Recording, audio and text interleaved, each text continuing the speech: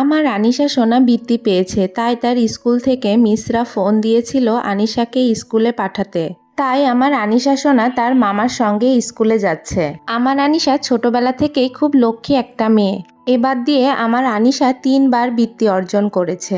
আমার আনিশার স্কুলের নাম হার্ভার্ড কিডস ক্যাম্পাস। আনিশার স্কুলের স্যার ম্যাডামরা খুব ভালোবেসে বাচ্চাদেরকে লেখাপড়া শেখায়। দেখেন তার টিচাররা তাকে কত ভালোবেসে ফুল দিয়ে শুভকামনা জানাচ্ছে।